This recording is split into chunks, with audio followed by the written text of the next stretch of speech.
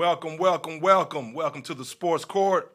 I'm Gregory Beatty, alongside Eddie Cox, Grade A Radio, House of Legends Entertainment.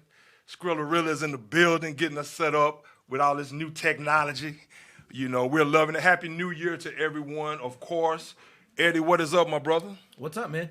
Hey, man, you know what? A lot of great football games this past weekend. Of course, the college bowl games. Obviously, Bama and Georgia, they will be playing for the national championship coming up this upcoming Monday. Definitely look forward to that rematch. Of course, you know what Bama did to Georgia in that SEC championship game, Eddie. But, of course, this past weekend, there were some college football games that we'll talk about here in a second. Of course, there's a lot of NFL action going on. The playoffs are vastly approaching. Definitely looking forward to that as well. The Texans played the Trey Lance-led 49ers this past weekend, lost that game. I was really looking forward to seeing that the Texans could finish the season on a 4-game winning streak. Looked good early on in that game, hung in there for a while until the floodgates opened for the San Francisco 49ers. Of course, my Dallas Cowboys, in my opinion, and in most other people's opinion, did not look good this past Sunday. That 3-point loss to the Arizona Cardinals was not indicative of how that game actually went. I mean, I think Arizona pretty much dominated that game for the most part, and we have a lot to talk about with that, of course. And, of course, in the NBA, you have Dirk Nowitzki's number getting retired tonight in Dallas. Dallas plays Golden State tonight. A lot of good things happening in the NBA. You have Kyrie coming back tomorrow. We'll talk about that as the show wanes on. Of course, you have Klay Thompson. He's coming back into the fold with the Golden State Warriors, the red-hot first-place Golden State Warriors in the Western Conference. He's coming back with the Golden State Warriors. I think they say Eddie Sunday. So we have a lot going on with that. Of course, Antonio Brown. We're definitely going to talk Antonio Brown and his meltdown. Now he's no longer with the Tampa Bay Bucks. I bet you I will not bet Eddie this time a barbecue dinner or a fish dinner that someone will sign him. But I've seen stranger things happen, but I wouldn't put my money, I wouldn't bet it this time. We'll definitely talk about AB, like I said a long time ago. That guy needs to be on medication, and I'm serious when I say that. But we'll talk about that because now there are conflicting reports about if Bruce Arians was being forthcoming in exactly what happened. But make no mistake about it, that still doesn't excuse Antonio Brown for his actions and the way he showed up his team and pretty much just quit on his team. So we'll definitely talk about that. And again, but let's start out with some college football talk. Of course, Eddie's favorite team, the Ohio State Buckeyes, we were able to get that victory. They were able to get that victory against Utah, a very gritty, grimy Utah, well-coached team. Kyle Whittingham, hey, much props to Utah. But I'll say this: let's start out with Georgia and Michigan, Eddie. What do you think about that game? Georgia pretty much just laid the smackdown on the University of Michigan in that game, and that game wasn't even close from the start. I mean, that game was over when it started. That's what happens for Georgia whenever their defense shows up to play. I mean, that was a big deal. Alabama had their way with them in the SEC championship, and then you start to see some of the weaknesses on offense get exposed whenever the defense is not putting the offense in good field position, not getting turnovers. Well, you watch how they showed up to play against Michigan, and it's a completely different football team. You have to think, if that Georgia football team, if that Georgia defense is the one that shows up to play against Alabama, then it's going to be a completely different ball game. And I don't care what the Heisman Trophy winner has to say about it. That defense is going to put some points on the board for Georgia, just flat out, whether it's by putting the offense in good position or it's getting the ball ripped away from Alabama one way or another. That defense is going to play a factor in the score. Or just stopping Alabama from scoring more times than not. If they show up the way that they showed up against Michigan. Now, I don't know what was going on. Jim Harbaugh really had an opportunity here to really make his mark on the Michigan Wolverines, on college football, put them into a national championship football game, something we thought looking at the success he had in San Francisco, it did not take long for them to get to the NFC Championship, then to the Super Bowl. It was like instant success. Haven't quite seen that at this level. And then he has an opportunity to get to the championship game. I was thrilled, are excited to see what would come of that with Jim Harbaugh. If he was finally going to be, like you mentioned when we talked about him, one of those guys who stuck around in Michigan for a long, long time instead of going back to the NFL.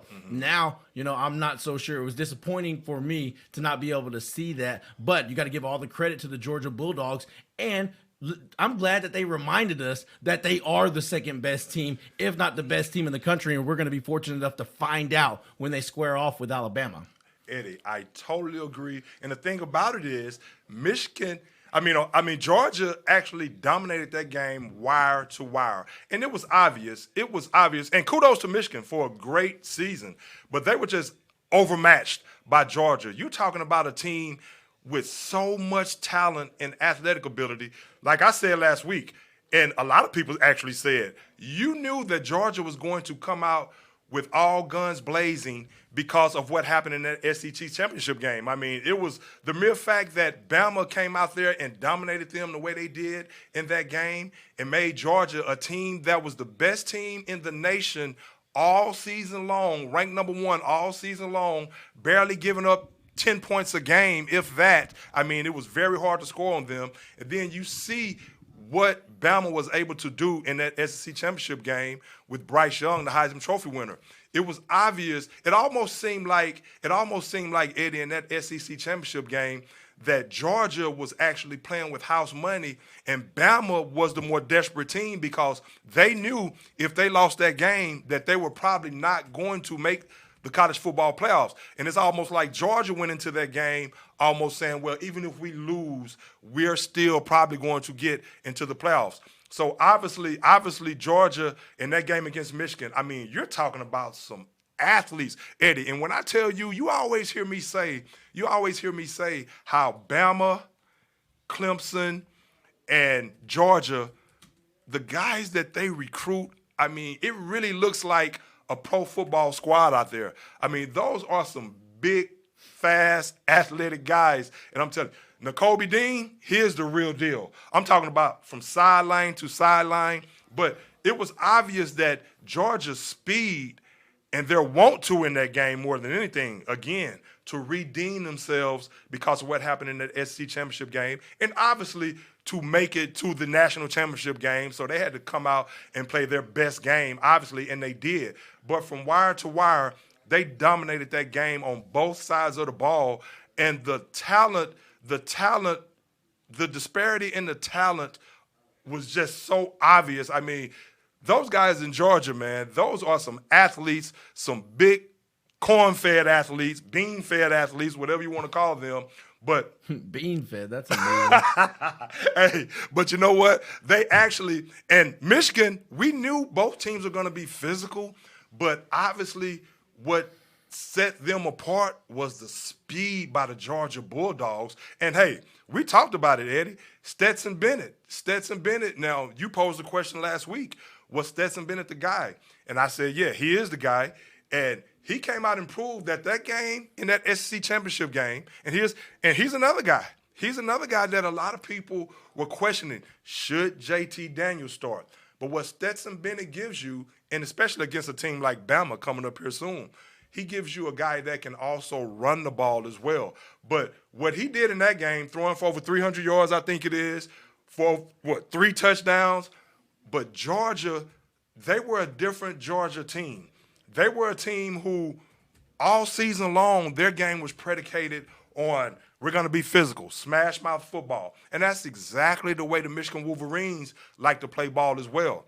They negated Aiden Hutchinson and Ojabo. Those guys were non-factors, and they were able to run the football, but also, again, Stetson Bennett, they opened things up in the passing game for him, and I was very surprised. And we'll talk about the Georgia and Alabama matchup here in a second, and I think what's going to bode well for Georgia moving forward in that national championship game is exactly if they keep the same game plan that they had in the Michigan game, whereas you open some things up for Stetson Bennett and you push the ball downfield.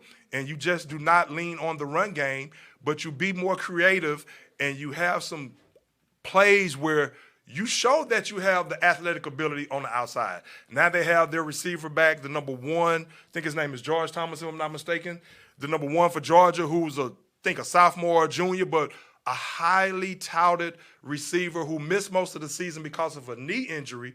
And now he's back. He's getting healthy. So that's another weapon for the Georgia Bulldogs that they will be able to throw at Bama. Then you have that tight end, that true freshman, Brock Bowers. I like the way they use him. You're talking about an athletic tight end who can really get the job done. So Stetson Bennett, they really opened some things up in the passing game for him to go along with James Cook, who caught a couple of touchdown passes from Stetson Bennett. Dalvin Cook's brother. Eddie, I knew he was good, but I didn't know he was that good. He did look really good, and I'm glad you mentioned Stetson Bennett, because there was some question about whether or not he should be the guy to start in the game. Look, this performance doesn't make me think he's now going to be working his way up NFL draft boards or anything like that. 5'11".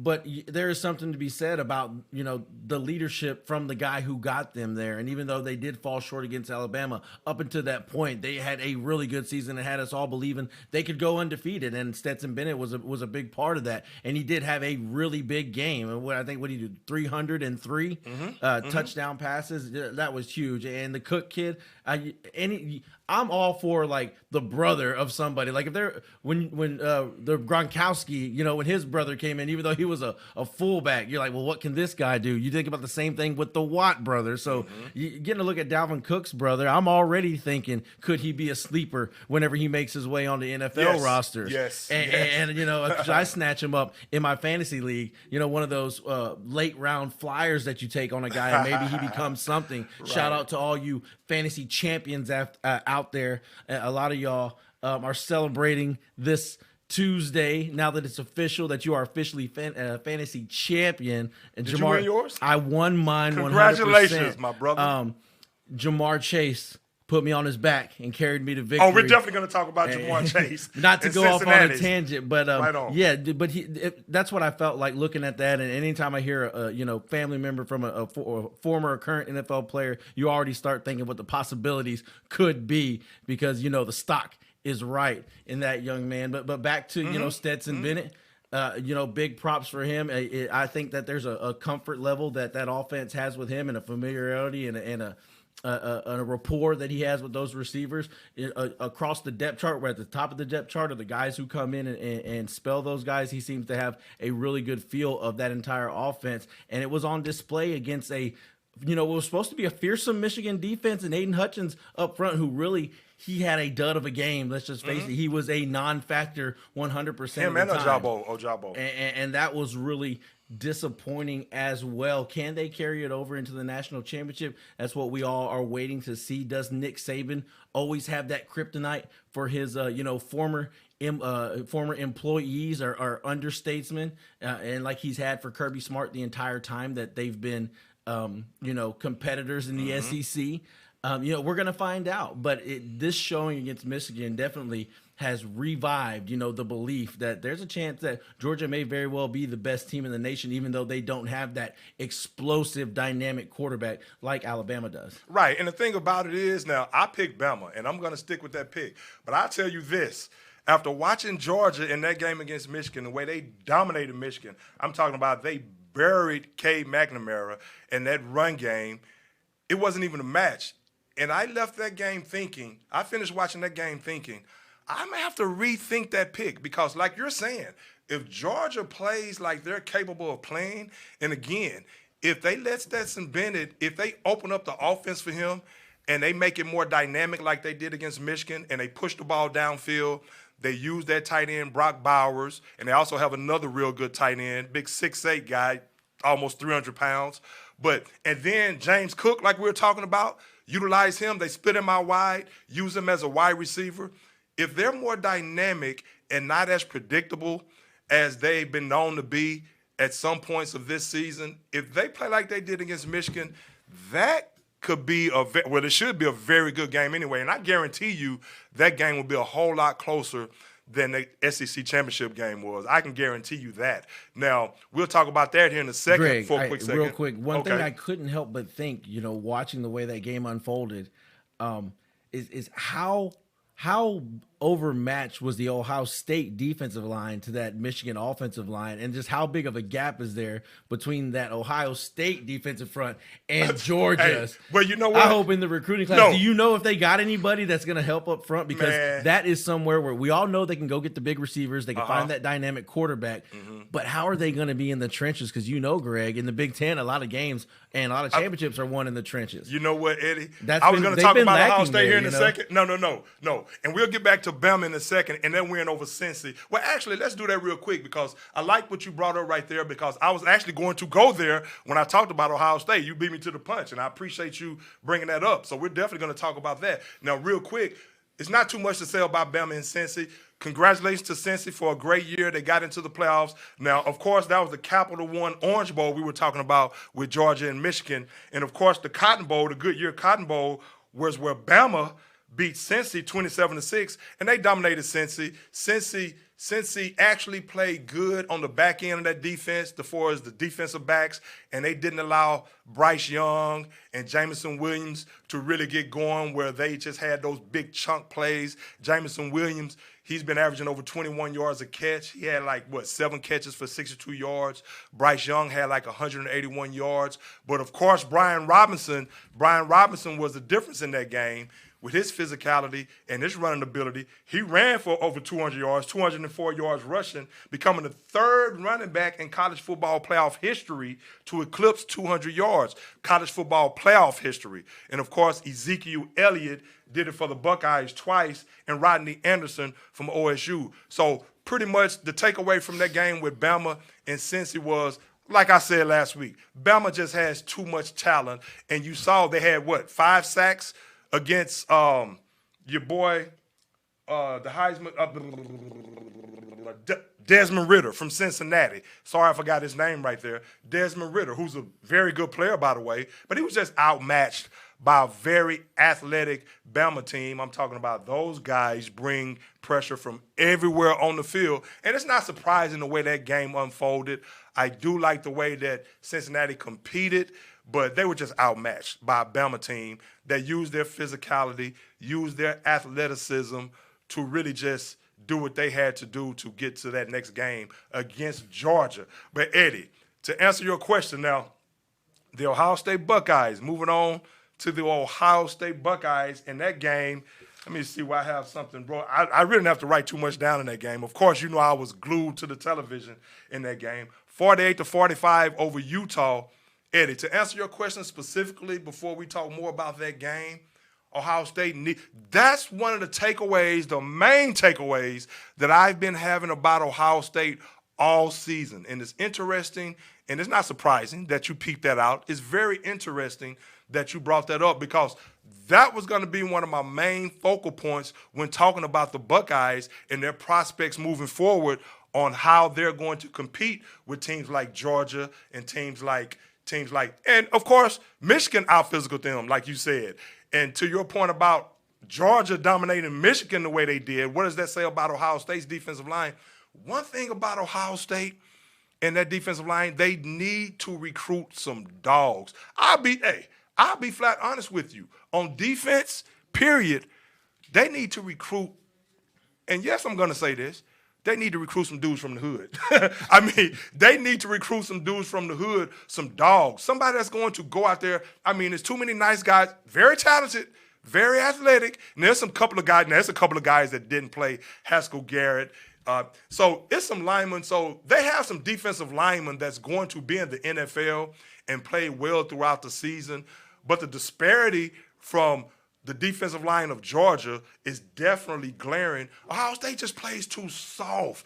It's almost like they won't play like a track meet type of a game. But I was sitting there watching the game, Eddie, and I'm sitting there saying to myself, now granted, I've been on record as saying that, okay, well, they're not in the playoffs, so, okay, yeah, this game matters. Of course, last week I said you definitely want to go into next season with some momentum and this and that. But, of course, I'm trying to psych myself out. I'm watching the game like, when the game first started, I'm like, of course it's the Rose Bowl. And you have Garrett Wilson out. You have Chris Olave out. You have some other guys out.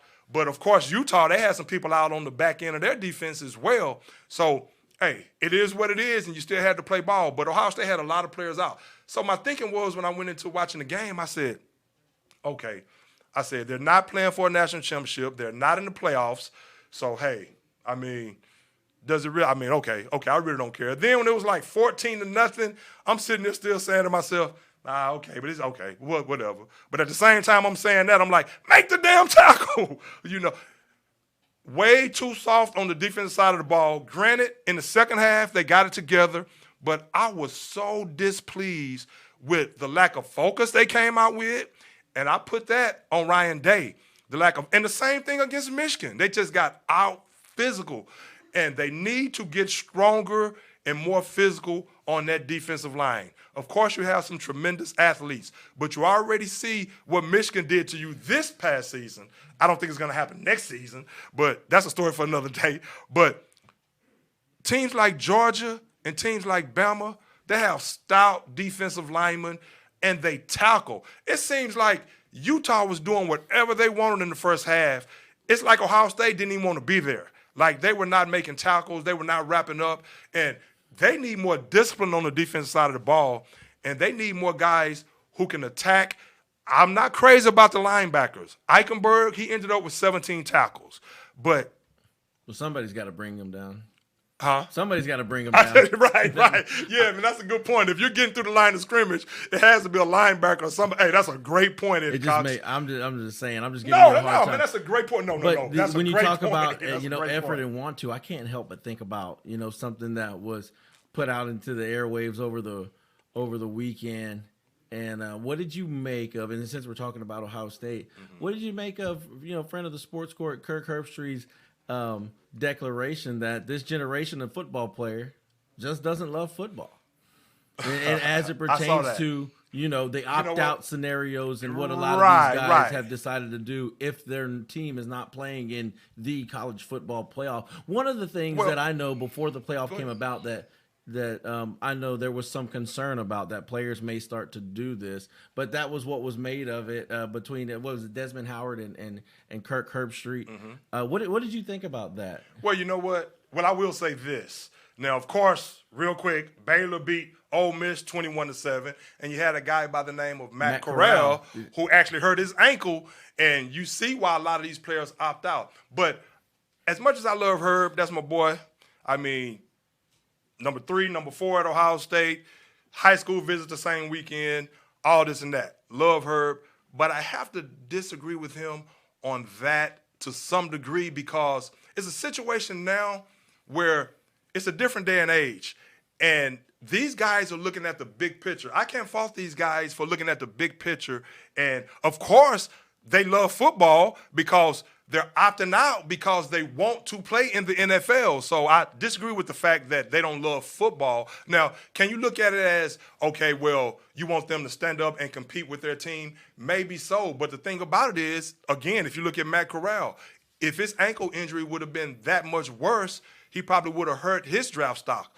Look at Jalen Smith. When he was at Notre Dame in that bowl game, his draft stock was hurt because of it. And the thing about it is we put so much emphasis these days on, and you've heard me talk about it, on playoffs or bust. And so the media is portraying these teams and these games other than the playoff games as not that important. So when you have that happening throughout the season, everything is predicated on getting to the playoffs. And if you don't get to the playoffs, and then what's the point of playing in the bowl game? Because it's really meaningless. It's not like back in the day where there wasn't any playoffs, and some of these bowl games could mean, okay, you might get a share of the national championship or this and that. But it's a day and age right now where everything is predicated in the way the media sensationalizes the playoffs. It's the playoffs or bust. The playoffs or bust. And so these guys are coming into it with a different mindset as if, okay, if we're not playing for a national championship, if we're not playing in the playoffs, what's the use of playing in this ball game if it's going to hinder my chances on the next level and hinder my chances of making as much money as possible to set myself up. So I see where Herb is coming from because, of course, he's from the old school, and, of course, he wants to see these guys go out there and compete and not leave their teammates hanging, so to speak. But, again, you have to put yourself in these guys' shoes, again, when everything is predicated on if you're not playing for a national championship, what's the whole point? And then you can kind of look at it in a different light, and you can kind of understand why they're doing what they're doing. And if they actually get a serious injury in that bowl game where they're not going to vie for a national championship, and then that's on them. So, hey, kudos to the guys like Matt Corral. And even on the flip side of that, Eddie, Matt Corral, even though he had that ankle injury, he probably helped himself in some regard because now he's looked at as a true competitor. Now he's looked at as a guy that's not going to turn his back on his team. So it can work both ways in that regard, but I have to side with the players who actually feel if you're a guy that's probably going to be a first or second round draft pick and you're not playing for a national championship, again, everything is about the national championship, then I can understand it. But then, again, Matt Corral, now he's looked at as a guy, he's a competitor. He's a guy, he's all for his team. So it can work out well for you, too, if you're able to get through that game unscathed. Right, which Matt Corral was not able to do. So right. I don't think. But even though he escaped serious injury, but right. Right, and it just depends. Come rolling around, draft time. If you're not fully recovered from whatever injury you have, the doctors get their hands on you and you're not 100%, you slide down the draft board. It doesn't matter who you are. I mean, you have to be the top elite prospect. And even those guys, if they're still recovering from an injury, you'll see them fall. I think maybe the only person who didn't that I can remember fully is Tua Tagovailoa. And though he may have fallen a little bit, it helped the Dolphins out that they didn't have to trade up for him because had he been 100% healthy, you could talk about him going number one overall. But he wasn't. He had the hip issue, so they were able to, get him a little bit further down. But like you mentioned and like you alluded to, this era of football, this era of college football, to be specific, and even now, it's even starting to overflow into the high school realm at some of the more predominant colleges, Mater Dei in California, and you talk about Katy here in Texas, and all those big, the ones that get a lot of run nationally. Some of that stuff is starting to pour over there where players not only have to be football players now, but they also are forced into being young businessmen, and they have to make what they call business decisions because there is more at stake than just your reputation of how tough you are. The era of the Ronnie Lott's chopping a finger off so that they can play instead of missing a game, that era is dead and gone. Back then, greats were built on, those types of moments. And not that type of moment can't make you great now, but what makes a great now is who can get to the league healthy, who can stay healthy, and who can live up to their potential. And let's just face the facts. The more mileage you have on your body, and especially in games that really don't matter, that's another chance that you're, rolling the dice that you could cause something that could put a speed bump, a hiccup, or bring to a complete stop. That rodeo show that you got going that's going to lead you to one day being a millionaire. Absolutely. So these players have to put that first. And yeah, it's tough. For other players on that team, and you may be losing your best guy, but they're, are one of your best players, but there's an opportunity for rosters that are really deep for those players to get another chance. And on top of that, Greg, I don't want to hear anything about a guy opting out or a player opting out whenever you've got coaches that are negotiating deals, i.e. Lincoln Riley, right in the middle of a playoff run. Absolutely. He took the job after they lost and they were out. But you're telling me negotiations weren't going on while they still had a chance? Of course they were. Right. So if there's no standard for the coaches to be held to, then there should be no standard for the players to be held to there. They're going to be businessmen and operate as such. And the fact of the matter is, the people in business that get upset, they're the ones that didn't get the better of the deal. Absolutely. They weren't the best businessmen. Absolutely. So, you might be bitter at some times, but don't be mad at that kid for making a business decision because ultimately they have to be healthy and they got to make it to the league if they want to make that money. Absolutely. So we're both singing the same song in that regard. And the thing about it too, Eddie, is, and I think these players, the teammates, in this day and age in college football, I think they're able to put themselves in the particular player's shoes who's opting out, and they're able to understand the situation exactly like we're explaining it like that. They realize that, okay, they're putting themselves in jeopardy if they play this ball game. And what it also does, it gives other players a chance to step up. If you look at the Ohio State game, going back to the Ohio State game real quick, if you look at, okay, you had Chris Olave, who's projected top 2 rounds, and you have Garrett Wilson. They both opted out. But then what it does, it gives a guy like Marvin Harrison Jr. a chance to come in there and show that he was highly recruited for a reason. We all know his dad, Marvin Harrison, the Hall of Famer for the Indianapolis Colts, but you saw what Marvin Harrison Jr. was able to do, and you saw on the defensive side of the ball in the second half with some of these other young guys that was plugged in there for Ohio State, what they were able to do. Now, we talk about Ohio State's defensive line. No, make no mistake about it. They have the best defensive line coach in college football, and Coach Johnson. I mean, so he's the best, but I think they just need to get tougher and more stout on the defensive line, and just as a defense as a whole. But you saw what Marvin Harrison Jr. was able to do, catching 3 touchdown passes. That's a bold record. Then, of course, Jackson, Smith, and Jigba. I mean, he's been beasting all year, but of course, he even had more of an opportunity in that game. What did he catch? Eddie? He caught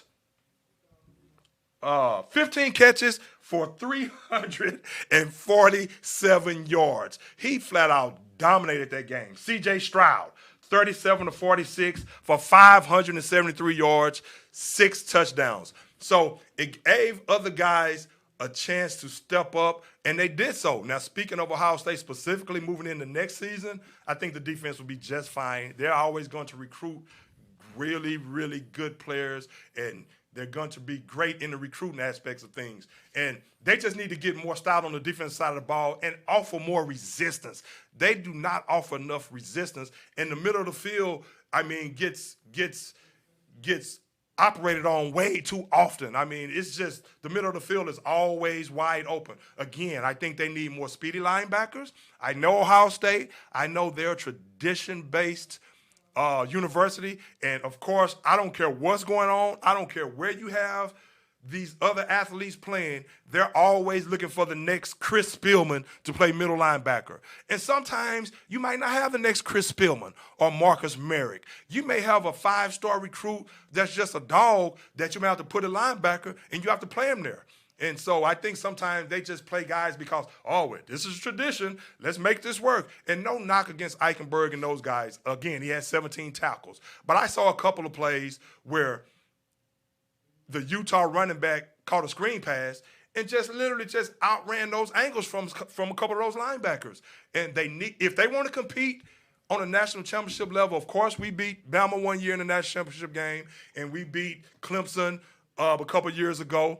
But if you want to compete year in and year out, and I don't think Michigan is going to be a problem year in and year out. Even though they're Michigan, it's a rivalry game, and Harbaugh is going to have them competitive, I still think Ohio State will win that game more times than not. But if you want to compete with the Bamas and the Georgias and the Clemsons year in and year out, you have to get faster at linebacker. But I like what I was able to see from them as far as the momentum going into next season. Ryan Day said as much afterwards. I mean, the prospects for next season look very good. They had a very young team this past season. So a lot of these young guys that we're talking about, even on the defensive line, they're going to be that much more experienced. But the offensive side of the ball, you have the leading Heisman candidate, in my opinion, coming back in C.J. Stroud. I mean, this guy was dropping dimes all day.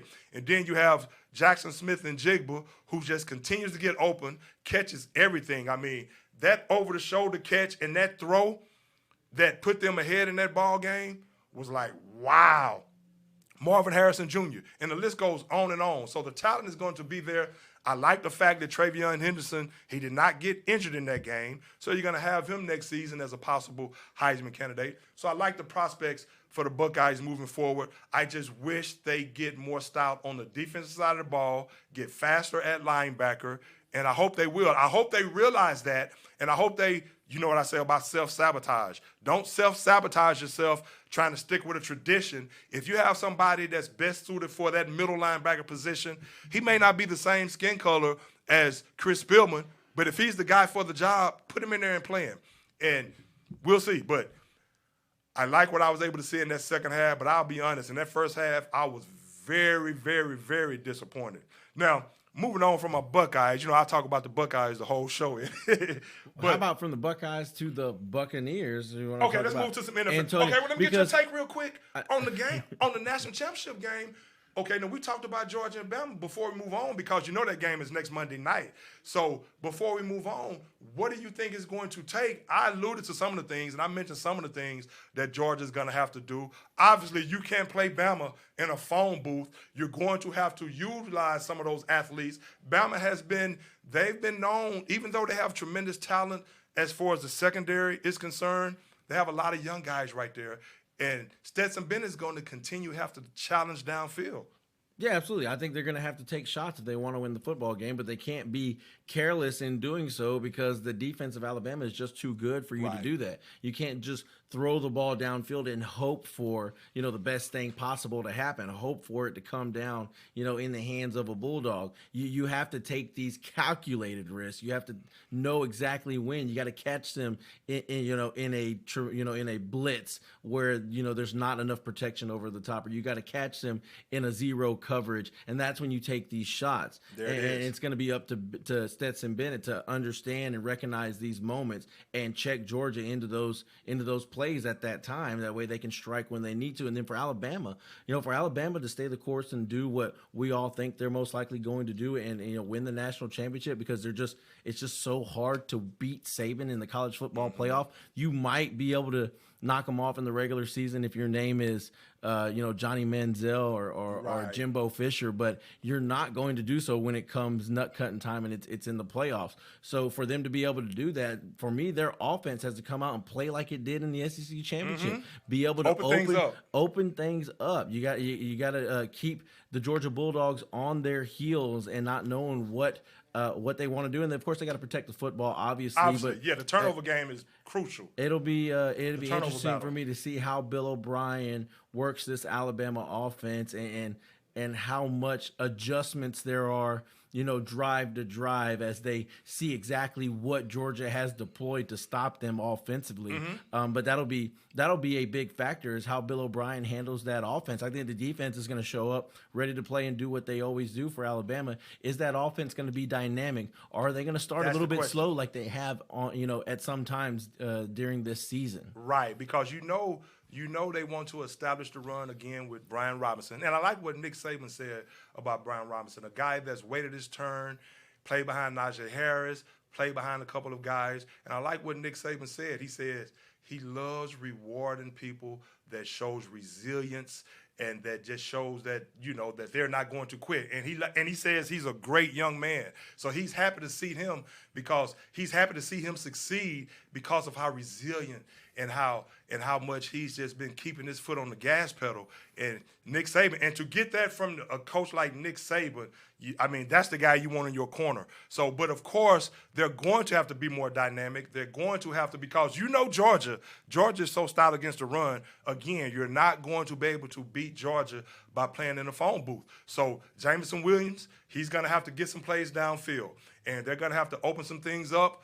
Bryce Young is going to have to show why he's the Heisman Trophy winner and show why he had that game against Georgia in that SEC championship game, because I watched some of his passes in that last game, and I'm saying to myself, he did not look as good as I thought. No, great quarterback, but I just watched the way the ball comes off his hand sometime, and I'm like, he's already, 5'10", 5'11"? Greg's over here thinking he ain't no C.J. Stroud. He ain't no C.J. Stroud, even though he won the Heisman Trophy.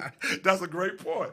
He's no C.J. Stroud, but he's very good. He's good, and he won the Heisman, so, of course, that goes without saying. But, hey, we shall see. I'm still picking Bama to win that game, but I say that with a lot more trepidation than I probably would have said last week before watching Georgia dismantle the Michigan Wolverines. But moving on to some NFL talk. You were saying? Well, I was thinking about, going from the Buckeyes to the Buccaneers, Okay. and talking about what happened with Antonio Brown. And I was thinking about how he reminded me of Brutus Buckeye, the way he was jumping around in the end zone as he was making his way to the tunnel and calling an Uber at the same time, I believe. What is there, if anything? Of course, there's a lot of people talking and giving opinions, but what is really to be made of Antonio Brown and his inter-game dismissal, or I should say, quitting of his job? Leaving. And is there a possibility that he gets picked up by somebody else? You know what, Eddie? First of all, what's to make of it? The guy's bipolar. And I said this a long time ago. Even now, you remember, Eddie, when me and you, we used to bash Antonio Brown when he got let go by Pittsburgh, because remember when it all first started, I used to bash him because I didn't like the way he was showing up Mike Tomlin. And here's a guy that's like, man, this guy is letting you have your leeway. Why are you showing this guy up? Why are you going live on Facebook when he's having his post-game meeting or whatever with the team? Why are you doing that to Mike Tomlin? Why are you showing up Mike Tomlin like that? So it started out with me bashing him like that. And then, his willingness to turn his back on a team that you felt like year in and year before. I'm talking about even before that with the Steelers. You turn your back on a team that, with the way they were built, with that big triumvirate on offense of Le'Veon Bell, Ben Roethlisberger, and Antonio Brown, you felt like, as long as they add some decent pieces around, they could make a run at a Super Bowl any year. You were getting, well over 1,500 yards, in from scrimmage from Le'Veon Bell every year. You're getting Antonio Brown 1,500 yards receiving. Yeah. What was there for him to, lose his patience to be run out of town or want to leave town from a team that a lot of people believed, had they stayed together, they were going to make a few more runs at a Super Bowl? It was the first glimpse of where you looked at Antonio Brown and he was no longer that 5th round or 6th round draft pick that worked his way to being a Hall of Fame type of talent. He now looked like a guy that you thought of for the first time as selfish, and you know what that does to players' reputations. Mm-hmm. And then all he proceeded to do after that was continue to remind us that whether you call it selfishness, whatever it may be, one way or another, he's going to find a way to disrupt whatever's going on with whatever team that he's a member of. Yeah, and Eddie, and you're right. And the thing about it is now me and you both used to bash him. And then remember, Eddie, a couple years back, I came into the show one day and I had a change of my tune changed as far as like, I actually feel sorry for the guy. And people were like, why you feel sorry for him? I was like, something is not right mentally with this guy. Something is just not right mentally. Now, you would think, he goes to Tampa, obviously. Now, me and you had that fun bet, that barbecue bet. Well, I had some links and chopped brisket and dirty rice and baked beans. And if Eddie would have won that bet, he was going to get him a fish dinner. But my whole thing was at the time was, okay, these teams, they want talented players. And they will look past some of that in a guy like Antonio Brown's, Antonio Brown's caliber, just because he's a Hall of Fame player, just because he's been the best wide receiver in the game for the last 5 years. I mean, now, if it would have been anybody else, I wouldn't have been as gung-ho that they were going to get another opportunity. But the fact that it was Antonio Brown, that's what made me go there and realize that he was more than likely going to get another opportunity. Now, he's gotten a few opportunities since then, and this one right here is so puzzling to me because you thought that he would have been happy in a situation like this. Now, he helped them win a Super Bowl. So they can say, well, we got what we needed out of him. He helped us win the Super Bowl. True enough. But as far as it pertains to Antonio Brown, you would think that in a situation like that he would be happy. I mean, he comes back. They bring him back off of the COVID suspension, and they bring him back and show that they still have the faith in him and that they still want him mainly because he can help them win. But then you get back in a situation like that where you would think he would be happy because not only is he playing for a team that's vying for another Super Bowl, he already has a Super Bowl. He's playing for the GOAT, the greatest quarterback of all time in Tom Brady, who's done nothing but have his back the whole time. So you would think he would be in a good place. It's not like he's not getting any targets. The game prior to the last game where he just walked out on his team, he had 10 catches. So it's like, what are you so upset about now that's going to make you quit on your team? I mean, does it really have to come down to that? But did you hear what supposedly was the Yeah, reason? now that's what I was getting to next. That's why there's conflicting reports about what happened that's kind of softened my stance a tad bit. Now, granted, he's wrong for doing what he did in that situation. I mean, dude, now, if his ankle is supposed to be hurt, how are you jumping around doing I'm all telling that you, you're he looked doing? like Brutus Buckeye. If he doesn't come back to the NFL, he'll always have a future in Columbus as Brutus Buckeye. But you know what, Eddie?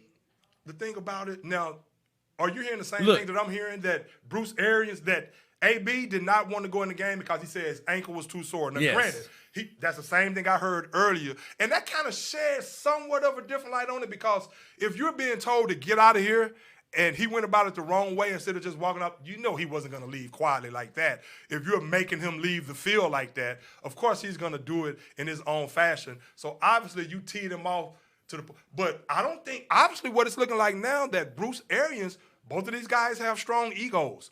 Obviously, it's looking like Bruce Arians was not as forthcoming in exactly what happened. Well, I don't know, but I do know this, that he was cleared to play medically, and usually That's what Bruce Arians is saying. when you have an ankle issue and you're cleared to play and you suit up, your team expects you to be available. They expect you to endure whatever pain you have to endure, especially whenever you're in a playoff race like the Buccaneers are in. Yeah, we all know they're going to the playoffs, but seeding is crucial and every game counts. And they were in trouble, against a team that they shouldn't have even been, fearing to lose to at all. They should have wiped the floor with this team, but here they are. They're depleted at wide receiver. That's the whole reason that they brought AB in to begin with, to not only give them, a more explosive 3-receiver offense, but to also, in case one of these big guys like Mike Evans, which he's tended to do from time to time, and like Chris Godwin, when you have big physical receivers like that, they get injured, and they get injured at important times. You still have an Antonio Brown that you could lean on, and if you're just dealing with a sore ankle, then Bruce Arians and everybody else on that staff expected him to play. And then also, I do believe that there's probably something else going on behind the scenes. It's never as simple just as something like that. And Bruce probably was hip to it. He's like, I know that's not why you don't want to go in the game. You're pissed off about something else. And then Antonio Brown, for him to completely just detach in that moment, that was the craziest thing I've ever seen. I've never seen a quitting quite like that. Right. I mean, the only thing that would make it the ultimate, exit of all time is if he does end up retired. Then people will say he retired right in the middle of a game and he was done after that. But you know what the crazy thing about it is, and you saw him at the Brooklyn game the very next night. Of course, we're going to talk a lot of NBA. Well, I say we're going to talk some NBA at the end of the show, but we're going to finish up with this NFL. But the thing about it is, he was at the game the next day. And the thing about Antonio Brown, now we can sit here and speculate what he's thinking and all this and that, but I don't think he cares how his situation ended. Obviously, he must feel. Now, my thing was, when I was sitting there watching it, when they showed the highlight, I'm like, this dude is crazy, man.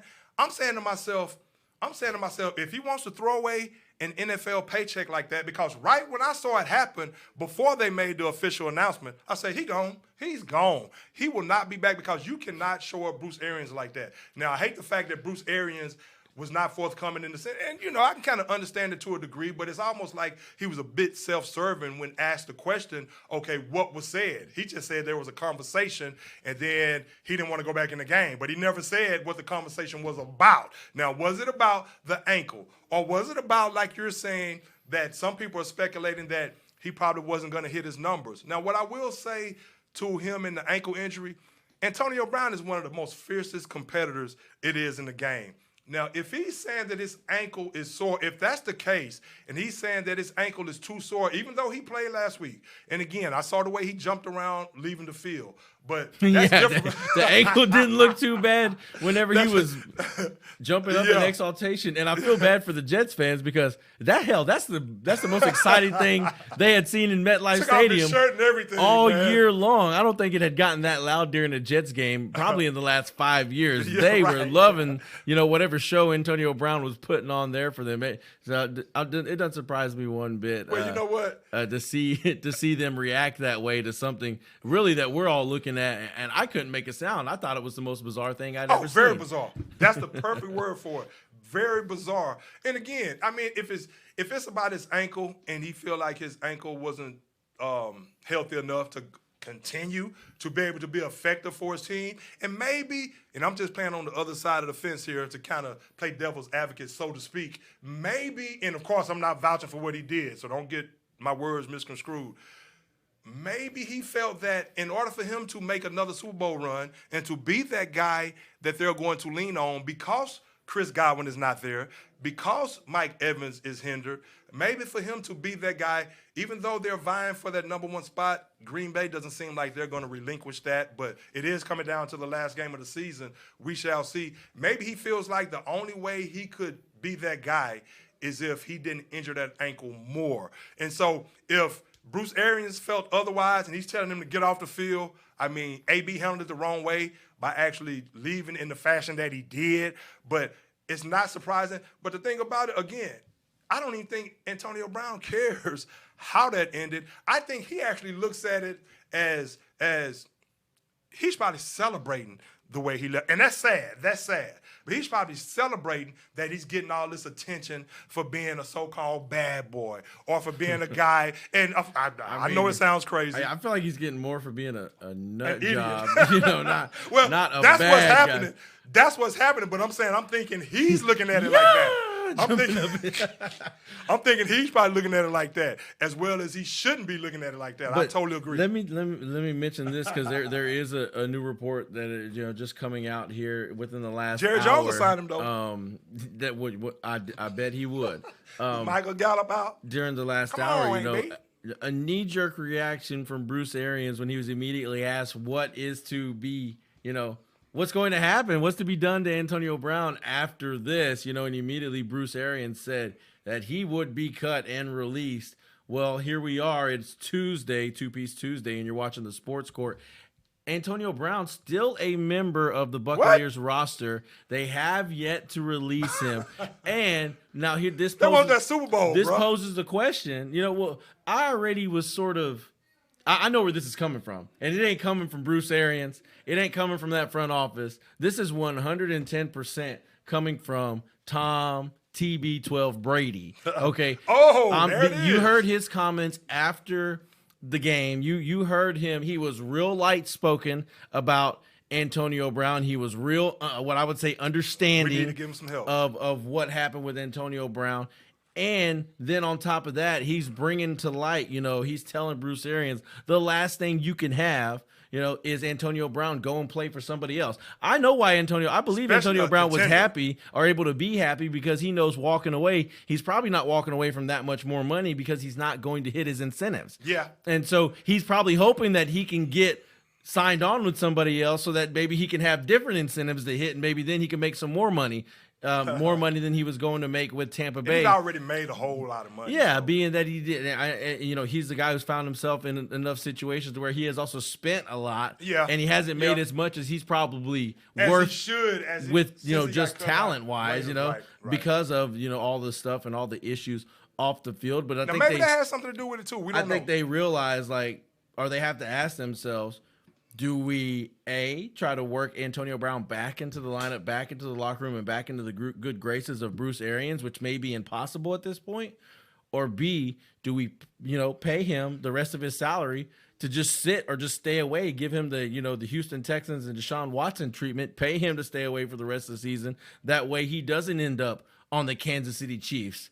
Or he doesn't end up on the Green Bay Packers. Or the Dallas Cowboys. Right. Because I'll be honest with you right now. Say what you will about Antonio Brown. With Michael Gallup being out with that ACL now, if they said, hey, you know what, we're going to sign Antonio Brown, I wouldn't be adverse to it. I mean, hey, for the remainder of the playoffs, and then you see what happens after that. But Bruce Arians in that situation is a situation right there where he would have lost all credibility if he wouldn't have said after the game that he's no longer a Buck. Now, if it does happen to where they find a way to bring him back, which probably more than likely is not going to happen, but stranger things have happened. Like you're saying, he's not officially released as of yet. Of course, Bruce Arians will come out and say that it's because all his teammates wanted him back. And he will not say that it's because he wanted him back. It's because Tom wanted him back. And we had a meeting with the team, and they all said that, the best thing for us and for Antonio is to bring him back. It was a misunderstanding. And that's the way he will try to save face from actually being a guy who loses credibility in a situation like that. But he had to come out and do what he did in a situation like that. You can't show up the team, the organization, and your head coach like that in a situation like that. So, hey, we shall see. But we've always known Terrific Tom made that comeback once again, even without Antonio Brown. Antonio Brown, it was a magnificent comeback, something we've seen a whole lot of throughout his career. Cyril Grayson, touchdown catch to win that game. Yeah, that was big time. 28-24. Big time throw, big time catch. But as far as Antonio Brown goes, it remains to be seen. The last thing I know they want is to face him, somewhere in the Super Bowl. But as far as what his future is, nobody knows. There's no comment from the Buccaneers, the NFL, and this is according to ProFootballTalk.com, Mike Florio's website. The NFL Player Association is completely in the dark. They don't know what's going on. The Brown's agent is he's refusing to make any comment at this point. Mm-hmm. I don't know if they're trying to negotiate a release or if they're trying to just sit and wait and get him back into the fold. I think if we sit here and talk about it, you could talk about him going anywhere else, whether it be Green Bay, Dallas, Chiefs. You go down the whole lot, Tennessee. Go down the whole lot of playoff teams, and you can make a case why, with his on-field ability, why not, or why he wouldn't be a great fit to finish out the season playing in the playoffs for one of these teams. But also you have to think about when you're dealing with a character like him and somebody as big of a personality as he is, even though it is all about field on the play, it takes time to acclimate a guy into that environment. Whatever your ecosystem is in your locker room, it's going to take time to bring and mold Antonio Brown into that, to where you can go into a playoff team or a playoff game, and feel confident that your offense can operate at an optimal level with Antonio Brown being a big enough factor in it to where it's worth bringing that guy in. And I just don't know if there's enough time for that. So I think they realize Tampa Bay's probably the best bet for him, the best chance for him to show that he can, come back from one of these meltdowns and help a team go win a Super Bowl. And if they do that, maybe he's able to extend his career a little bit longer playing somewhere else next season. I don't think even if he does remain the rest of the season and they win every single game from here on out, I do not see him being back next year. No. Okay. No way.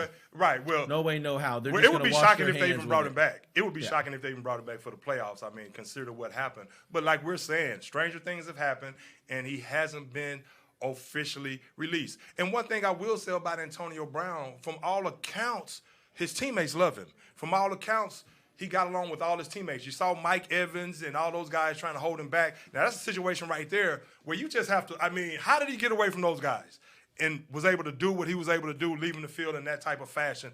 You have to pretty much just hold him down to the ground and be like, bro, you are not about to do this to yourself or to our team. So what's really going on right there? But from all accounts, his teammates like him. And if he went to another team for the playoffs, it would be a situation to where, of course, he would have to get acclimated with his teammates, of course. I don't know if he would have a problem doing that. Now, of course, he couldn't have any meltdowns. You would have to bring him in and be like, any meltdown or anything that goes awry because of you, you're gone immediately. And, he's going to be smiling and doing all this and that and trying to be on his best behavior. Yeah, and trust is a big especially deal if he's not too, on Greg. his meds. Trust is a big deal, too. It's going to take at least some amount of time for whatever players on that roster, if he does go somewhere else, that haven't played with Antonio Brown or who don't know Antonio personally and who have worked, their butts off the entire year to help their team get to where they're going, and then Antonio Brown comes in. It's going to take a while for those types of players to trust Antonio Brown. And trust plays a big part in what goes on. Not just in the, day-to-day, grind of operation of a team, but on the field as a player, you have to be able to trust that the guy next to you is going to do his job and that your quarterback is going to do his job. That's the only way you can focus on 100% doing your job. Well, see, what happened in a situation like that, especially, he would have to go to a team with a veteran-laden quarterback, a strong personality at head coach, but definitely a strong personality at quarterback. You can say, well, he had that with Tom Brady, and look what happened. True enough. But he would have to go to somewhere like Green Bay. He would have to go to somewhere like where Patrick Mahomes is at the helm. And maybe a Dak Prescott, but we could talk about him here in a bit here. But it'd have to be a situation where the players will have to realize that he's probably going to give them a better chance of achieving their ultimate goal, which is a Super Bowl. Now, granted, you would have to probably work a certain package in for him where he would not be able to learn the offense that quickly. And you may have some that may have some resentment because it may take some of the catches away from them, or it may take some of the, but for the most part, again, it would be a team. It would be a team where the only thing that matters is winning at this point. And I think for the short-term ramifications and for the short-term aspects of it, I think most people would probably be like, okay, he can help us win right now. But I agree, you definitely have to build that trust. He would definitely have to come in, and he would definitely have to be on his best behavior and get these guys to feel like, okay, that he's not coming in interrupting what they have going on. But again, it would have to be somebody with a strong personality and a strong person at quarterback, like a Patrick Mahomes or Aaron Rodgers in Green Bay. But it would be very surprising if that happened this season. Now, speaking of strong-willed quarterbacks, Eddie, and quarterbacks that can that's very competitive. Hey, what do you think about Joe Burrow? Oh, Joe Burrow, I definitely was excited to see what Joe Burrow did and happy to see what he did over the weekend, connecting with Jamar Chase for 3 touchdowns, Jamar went 266. 266 11 yards, catches? 11 catches, amounting to well over 50 fantasy points. Which 50 burger in fantasy is almost a guaranteed win. Already. There's just something about, when Jamar Chase first came into the league and early on in training camp, he's struggling to catch the football. And he makes the comment about, there's no stripes on the football and it's a little bit different size and it's difficult to catch, and a lot of people. And he missed last season. A lot of people in the media, they kind of laughed at that. They laughed at him. And I don't know, some people made fun of that. There were memes out on the internet about that where, they were kind of saying that, here's a guy that's going to the next level and he's not performing, so he's making excuses that it must be the football. Mm-hmm. But I think he really was just being honest with why he was struggling to see the football. But now that you see that he's adjusted to catching the football, drops are no longer a concern. You rarely see a ball hit his hands that is not a completed pass. And it was clear on Sunday. Right after the catch is amazing. It was clear on Sunday, Greg, that there wasn't a soul on that Kansas City defense that could cover him one-on-one. I believe that he could have had 5 or 6 touchdowns that day if he just would have if Burrow would have just dropped back and thrown the ball to Chase every single time, regardless of who's covering him, because they couldn't double cover him, they couldn't bracket cover him, they couldn't do anything. Do you think they should have tried double covering him more? I mean, I think they definitely left some help at times, but they felt like if they did so, that there's just too much talent and speed across that entire Bengals offense that if you do divert too much attention to Jamar Chase, there's clearly a T. Higgins and a Tyler Boyd and a Joe Mixon who can get in areas where they've got a convoy out in front of them, and then it's good night. It's going to be a touchdown. We've seen Mixon, have big days throughout the season as well. You know who they remind me of? Have you finished your point? Yeah, go ahead. I'm going to come right back to you on that. But you know who they remind me of real quick? The 80s Chargers.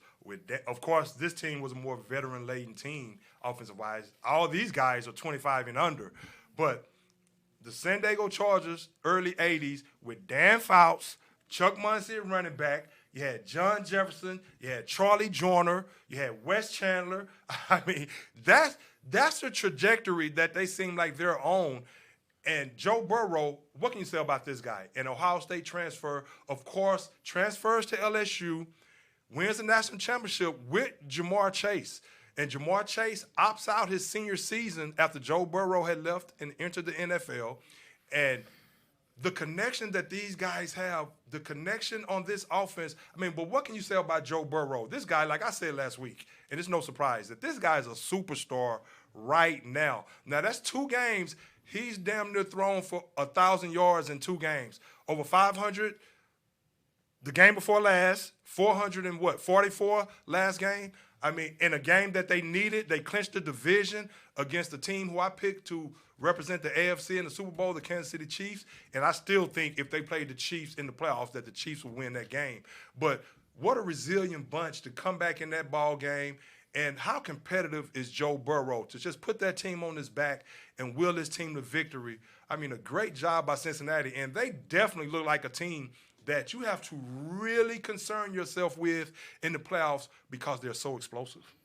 And you're right, Greg. That is, and they're good up front. And on defense. You know, they've always been good up front, going back to the days of Geno Atkins and Pecco with the long hair coming out the back. Now you have the likes of former Texan DJ Reader, you know, playing really well, just like he did here in Houston, playing really well for them. They've always been, you know, pretty solid on defense. But whenever you have an offense that can go out and attack another team, the way Cincinnati has shown that they're capable of, that, you know, that's a big deal. That's what's going to elevate them. You know, that's what made the Kansas City Chiefs so feared, and why teams still fear them, because they come in and they don't play to what you do. They come in and attack you. You know, they come out swinging and they force you to adjust, and some teams just can't do that. And you know, whenever you see, you know, Zach Taylor have the, you know, belief and the courage to, you know, send Joe Burrow out there and to take, take the training wheels off and just let it rip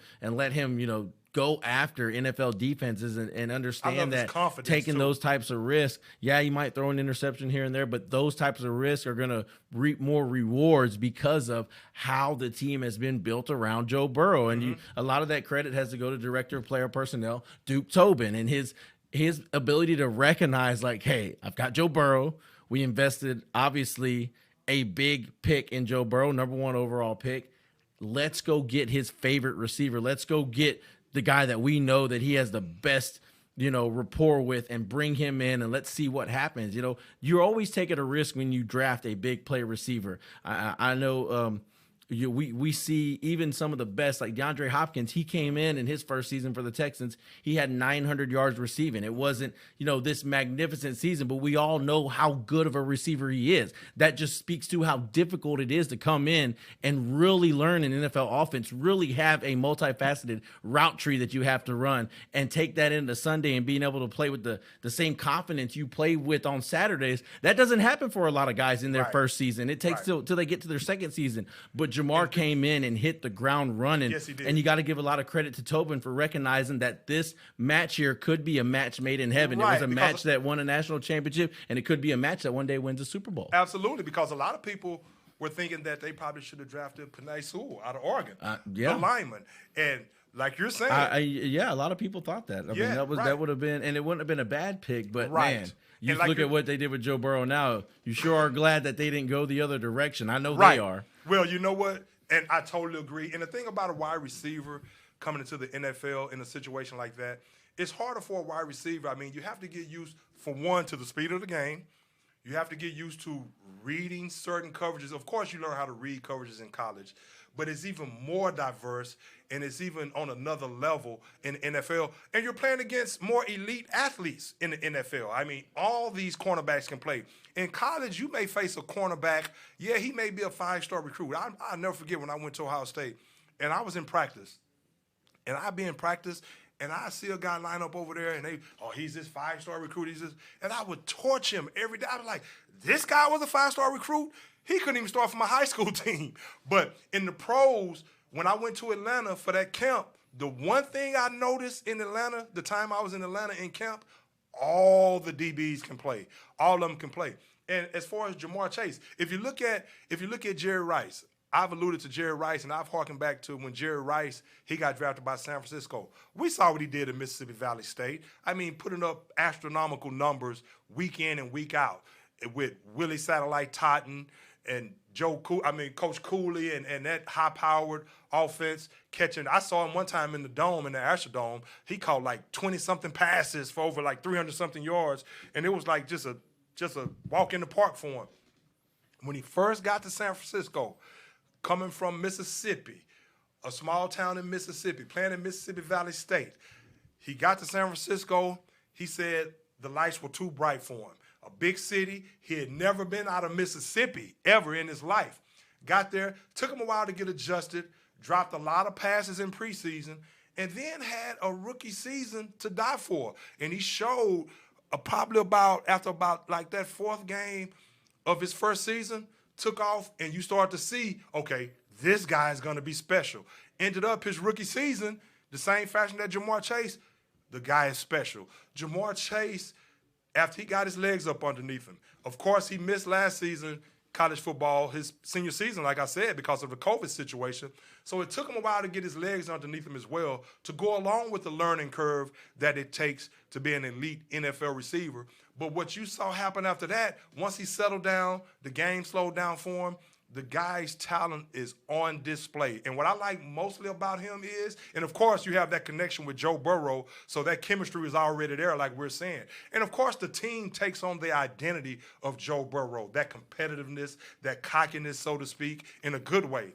So I like what I'm seeing from Joe Burrow. But Jamar Chase, once he catches the pass that's thrown to him, you have to work. He's trying to take it to the house. And he's explosive in doing so. He has a natural ability to know how to veer which way he needs to veer to where he can just use his speed. He doesn't have to make all these, ridiculous moves, where he's chopping people up with the double juke. Bye-bye. He just veers a certain way and he uses a burst, and all of a sudden you don't have the right angle on him anymore, and he's pulling away. That's just they had angles on him. He was pulling away. Yeah, that's what I'm saying. As soon as you think you have an angle on him, he has another gear that he kicks it into, and he is gone. He is by far the most impressive rookie wide receiver that I have seen ever since Randy Moss. I think he's this close to having. I agree with that. I agree with that. I think Randy only had a slightly better rookie season than Chase has been able to put together. And it wasn't a constant onslaught by Chase. He did struggle some weeks, but he was always able to bounce back and come back with a much bigger game to make up for the 1 or 2 games that he would have a lull in. It's just what a job Duke Tobin has done pairing these two back together. And now if they keep these guys together for a while, they're going to have a lot of success. They are clearly they are the team trending up the most in the AFC North. We used to think it was the Baltimore Ravens, while the other 2 teams were sort of trending downward. There for a while it was the Browns, but nobody ever believed in them, and now we see why. As they go back to Baker being Mayfield he's having shoulder surgery. Cursed like the Browns. Case Keenum's going to get the start next weekend.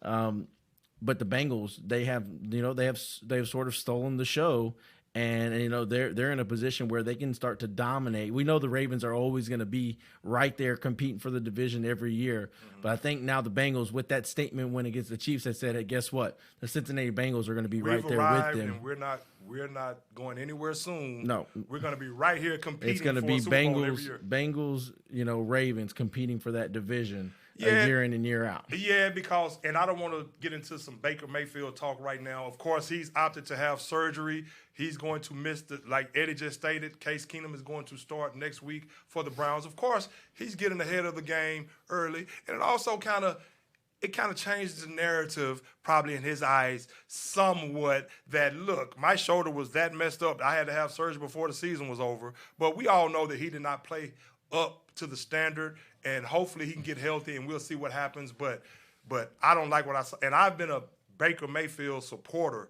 And if he was truly injured in that regard to where it really hindered the way he played, but I'm not as high on Baker Mayfield, injury or not, as I was back when. So we'll see what happens moving forward with that. And it's disappointing for the Browns because you feel like they're a team where if they could find themselves in that dream scenario, which might be going on this offseason, where you have that veteran Super Bowl winning quarterback on the market and your team is just plugging that specific guy in, you're that piece away from being a Super Bowl team. I think there's a lot you could compare to, between the Buccaneers before Brady got there and what you see over here with a Cleveland Browns team that is big up front on both sides of the football. They play good defense. They've got weapons on offense. They have the most dynamic 2-headed monster of a rushing game in the entire NFL. Absolutely. Hands down, there isn't any 2 other guys that is as good as those 2 or are as good as those 2. You plug a guy like an Aaron Rodgers in there, and oh my God, I think they instantly become a Super Bowl caliber team. But wow, if he leaves Green Bay, I know.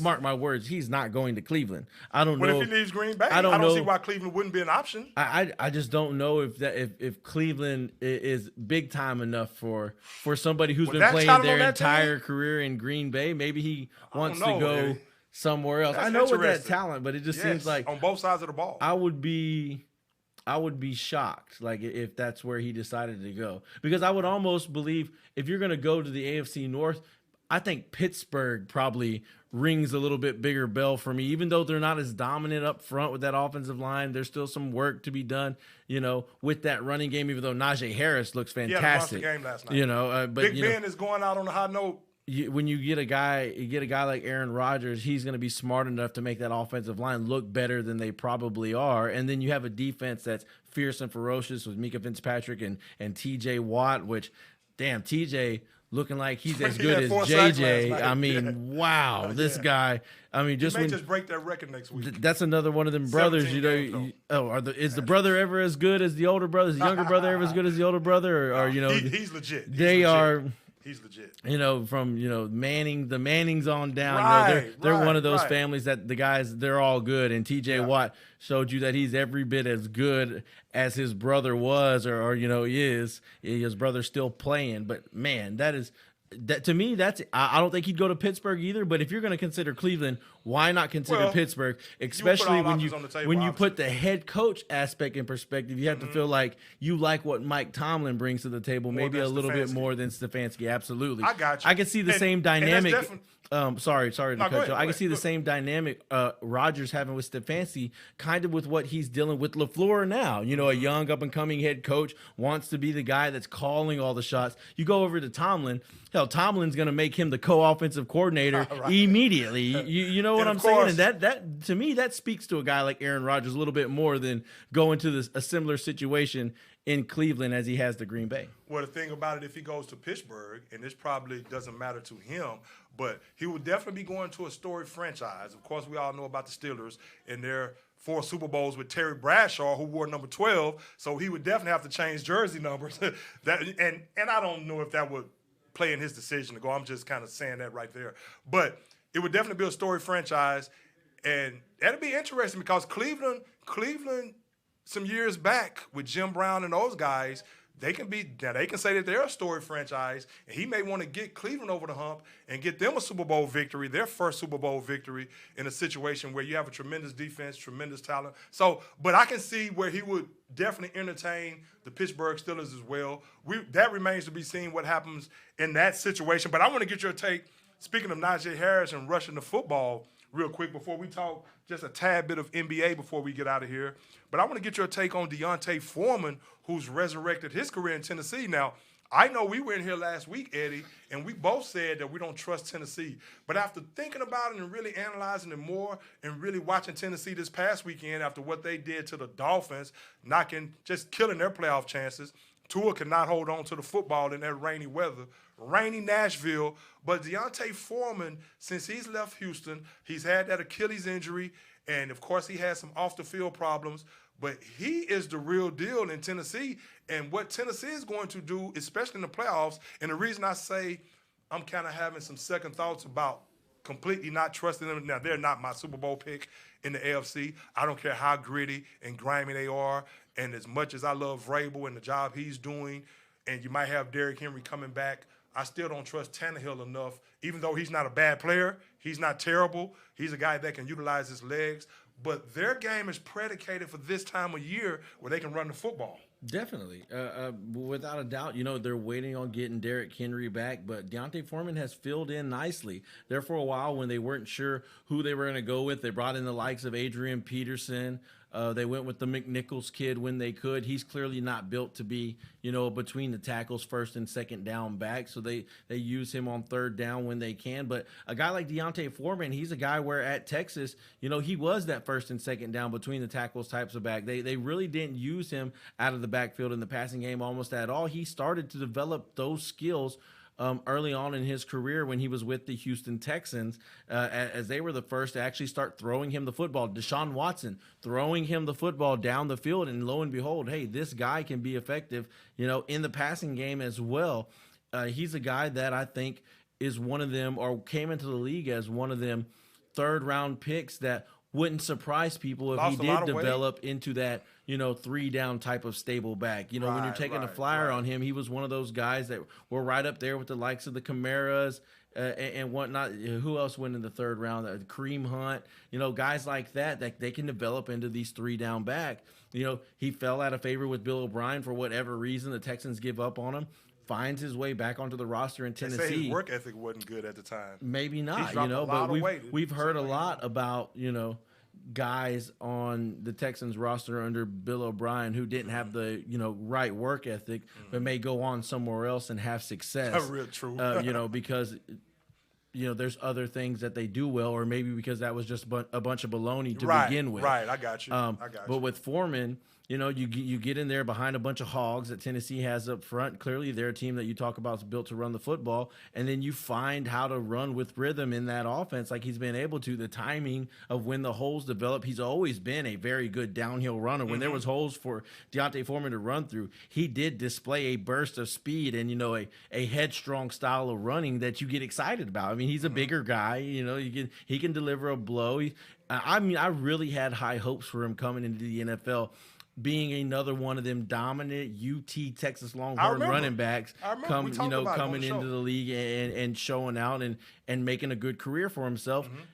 He Especially ran for into your a team, hiccup. the Texans. Now, clearly, I think even when Derrick Henry comes back, you got to believe he's the solid, absolute, sure number 2 backup guy, and they become a 1-2 type of deal, which what some of the best teams in the league that run the football, we just got through talking about one of them, is what they have. They don't. It's not always that 3 down back, and when you have a guy like that who you could leave out there for 3 downs, you start to worry about the wear and tear whenever he has to play that role year in and year out. It's better to have somebody who you can let take or shoulder some of the load, like a Kareem Hunt does from a Nick Chubb, if you want to keep these guys healthy. I think Deontay Foreman has found him a home in Tennessee, and it'll be interesting to see how they perform in the playoffs. We know, Greg, the reason why it's hard to back Tennessee in the playoffs is because at any given time, they may find themselves down by a couple scores and have to drop back and throw the football. And we know, that's not their strength. They like to run to set up. A.J. Brown is a beast. Yeah, he knows. Don't get me wrong. Count on Julio Jones at this point. He is a beast without a doubt, but they're not built to just drop back and throw the ball 30 times. They're built on the run, and they're going to hit you with play action pass, and they're going to use the physicality of A.J. Brown. But when you know it's coming and you can double an A.J. Brown with them, they don't have a lot of other weapons around the field.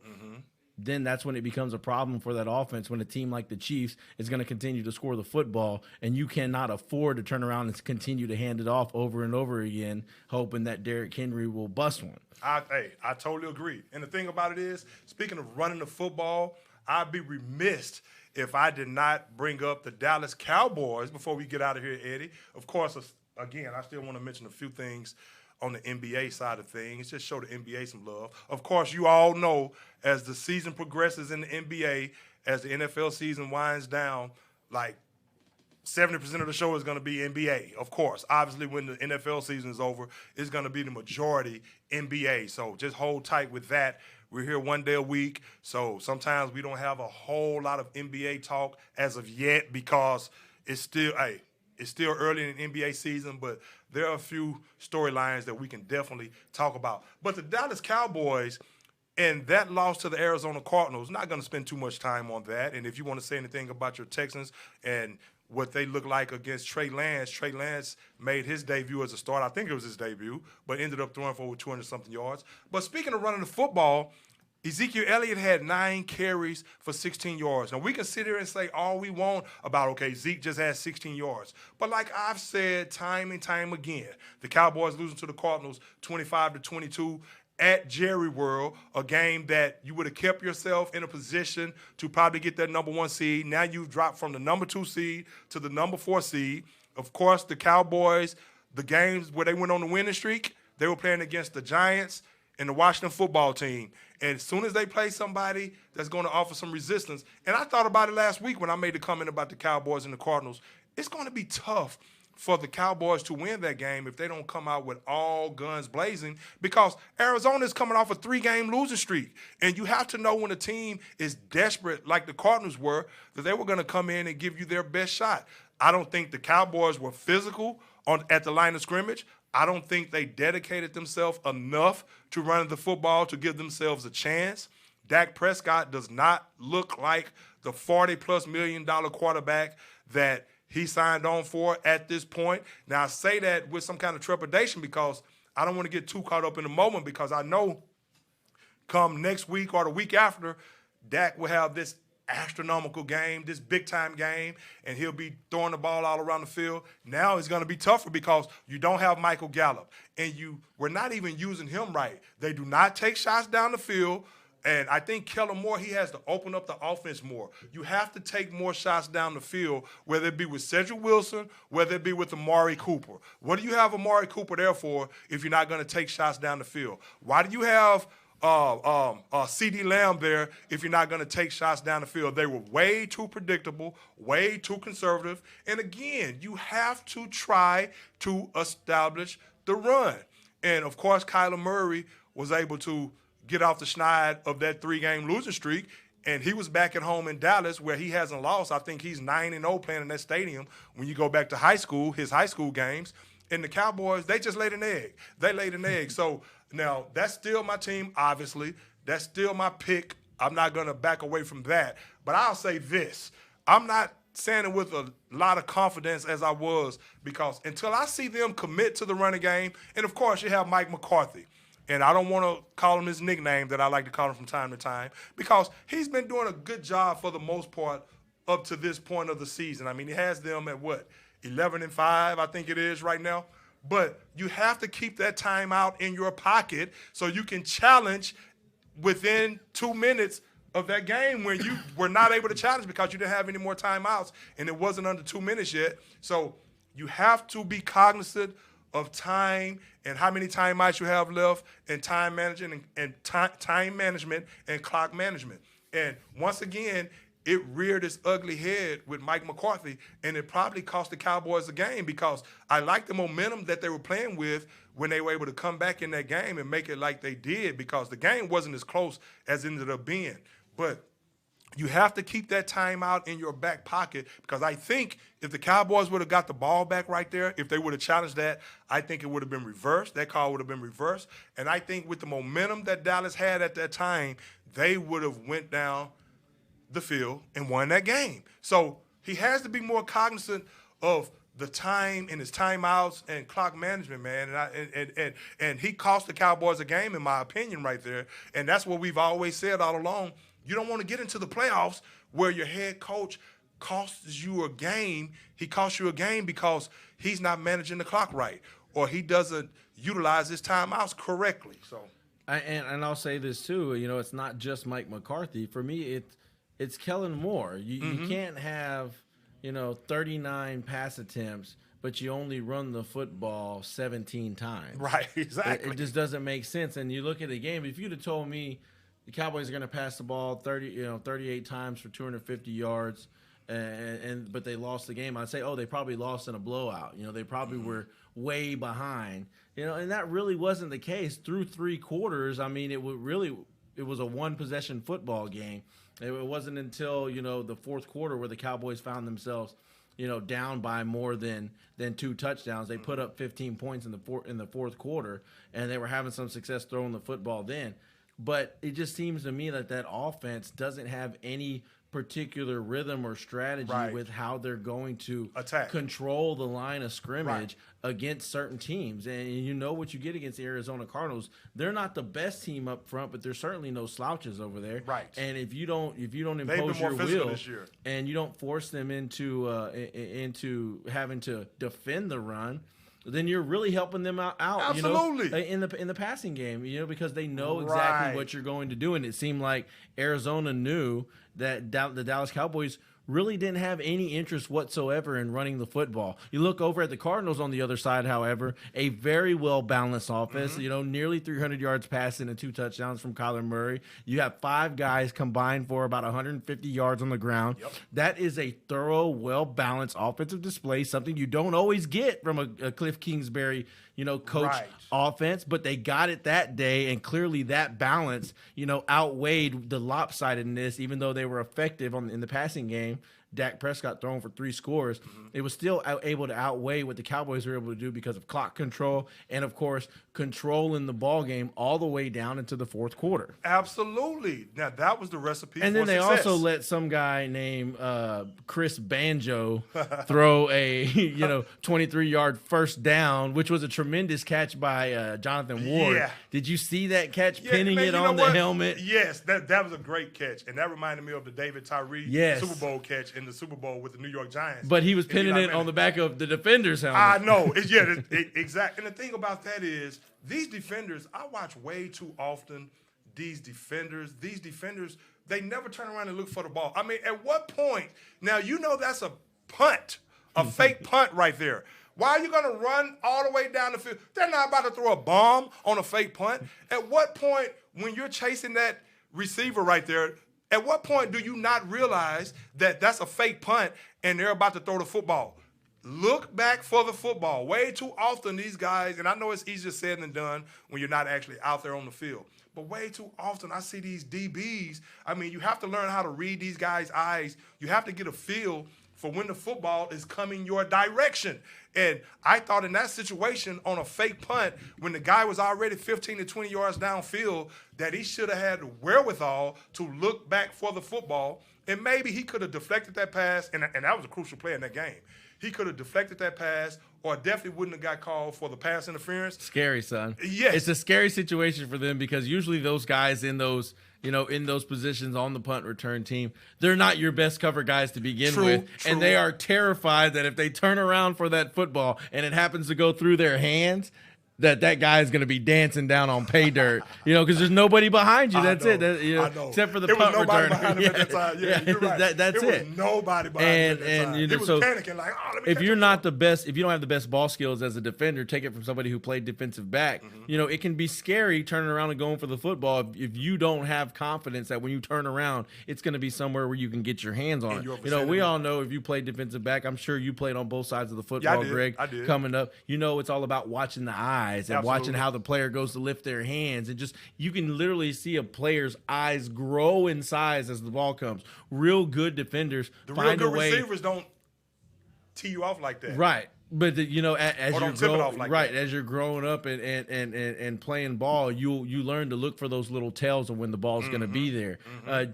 Jonathan Ward.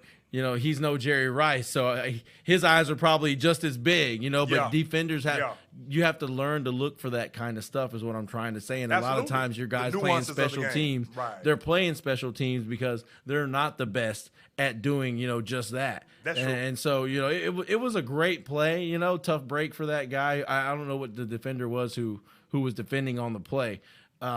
But what a tremendous catch. And I can't believe he held onto the football all the way through to the ground. Yeah, he did. Right on the back of that guy's head. I'm telling you, if I was the cornerback, I would be pissed that is going to be in the archives of NFL film forever. For a long time. Forever. Right. And see, and that right there is, now that can be the difference. And, of course, the Cowboys, unless Green Bay, but you still want that number 2 seed for various reasons as far as playoff implications are concerned.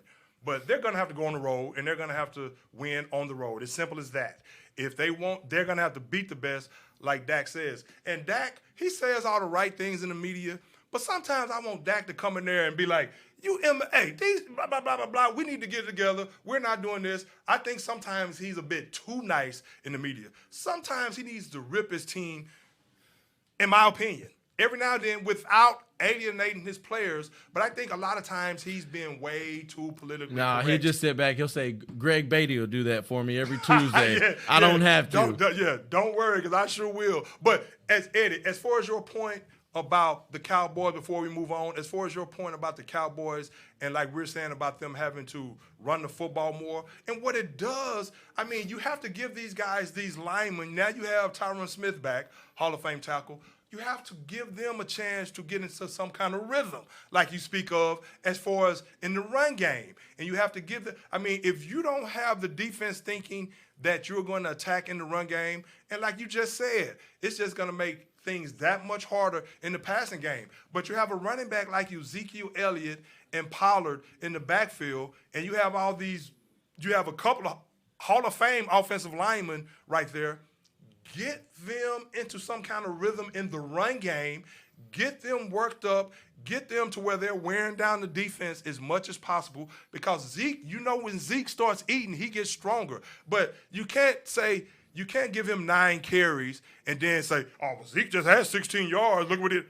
Give him the damn ball. Hey, now if he would have had 16 yards on 18 carries, then we can talk. That's a different story. Hey, and nothing helps out your passing offense, more play than action. It helps out Dak. Yeah, that too. But having an offensive line that's firing off the football in the running game, and that you can tell a team's committed to that, it forces a defender to hesitate just a little bit. They can't fly off across the line of scrimmage as if they were rushing the passer, because they'll be pushed right out of the play if they do so. So and it slows them down having to take that hit, that punch every single time off the ball. You soften them up, and then when it is time to drop back and pass, lo and behold, you'll have a clean pocket more often than not for Prescott, and he doesn't have to run around and make all these crazy plays, off improv.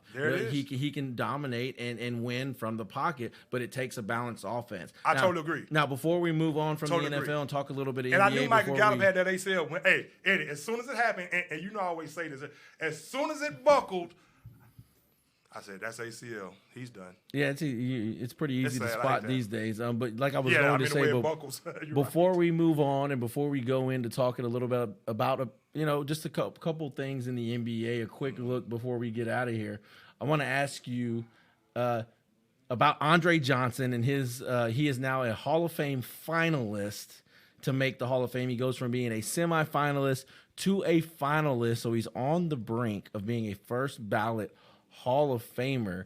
Does he and is he worthy of getting in on the first try? Greg Beatty, what say you? Yes, I think he is worthy of getting in on the first try, and I don't think the success he had with the Texans should matter, because he put up the gaudy numbers. I mean, from his rookie season on, he was he was a top 2 or 3 receiver in the game for the first 7 or 8 years of his career, and the numbers are there. So he should definitely be in the Hall of Fame, in my opinion. Now, of course, you're going to have these voters who's going to say, well, he wasn't outspoken, or he was too boring as a player, too boring of a personality.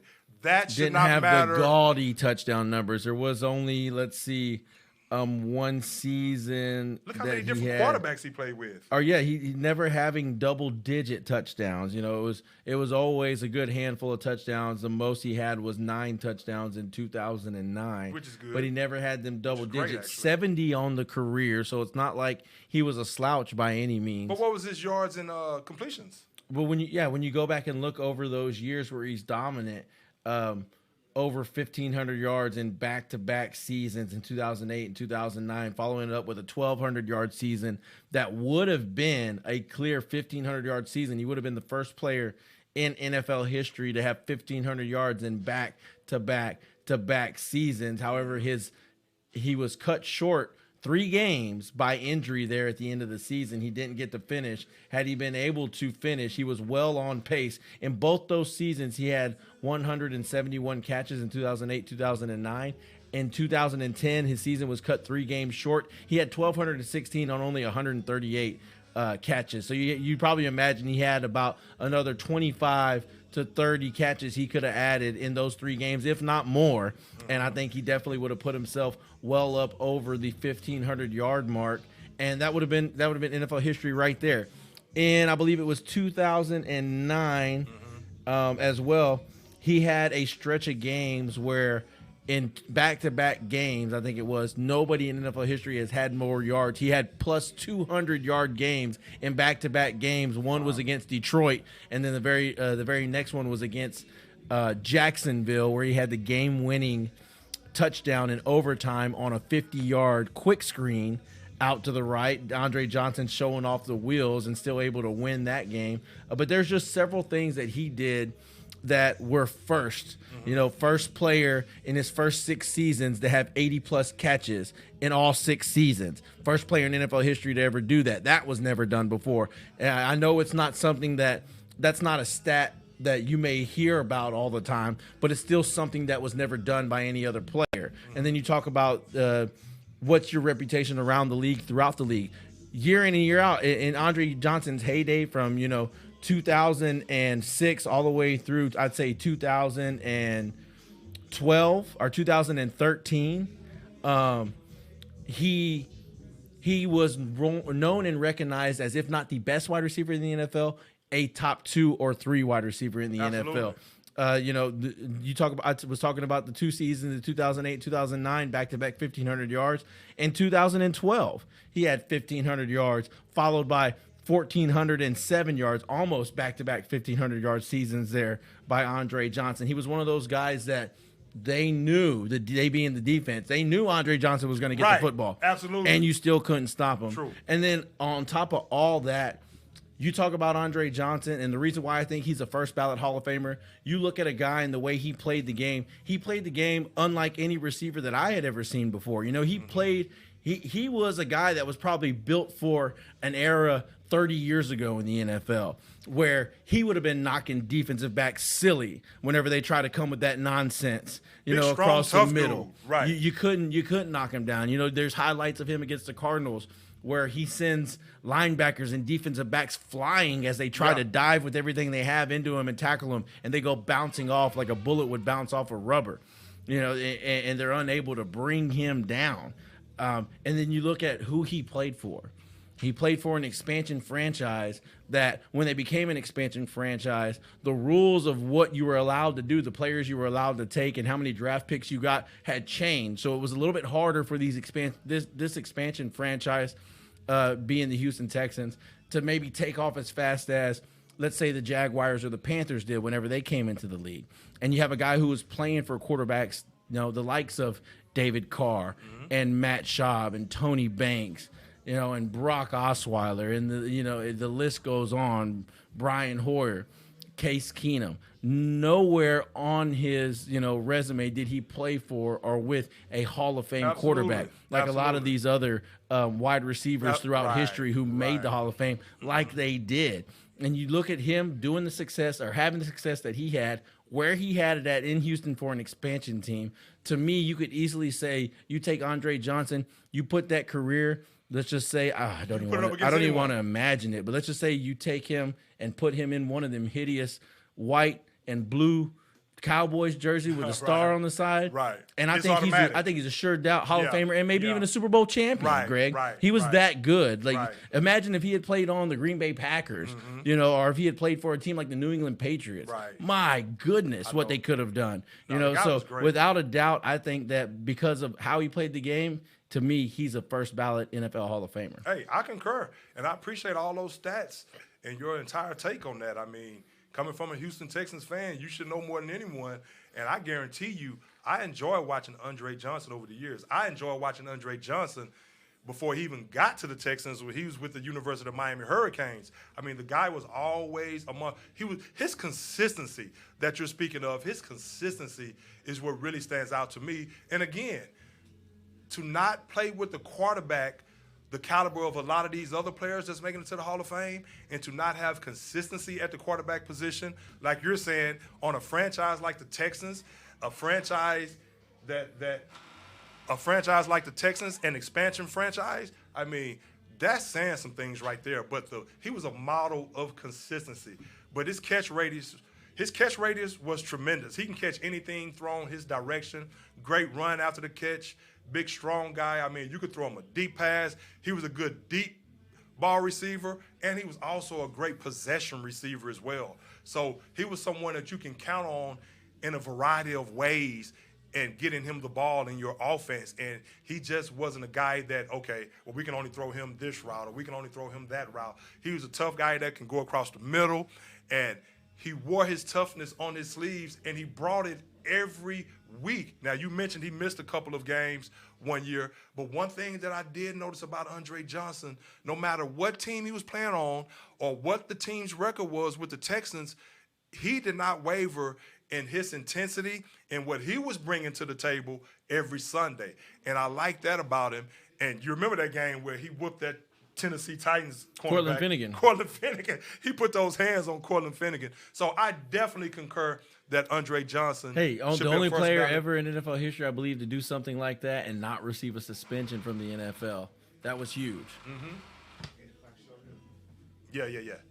Yeah, right. I mean, it sure was. And you know what?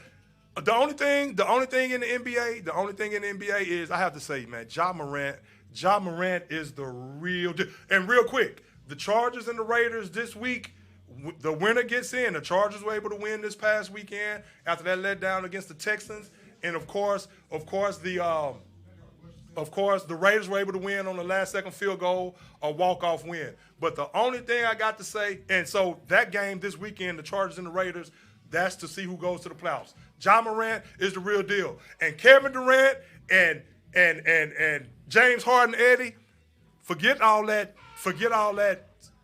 being politically correct.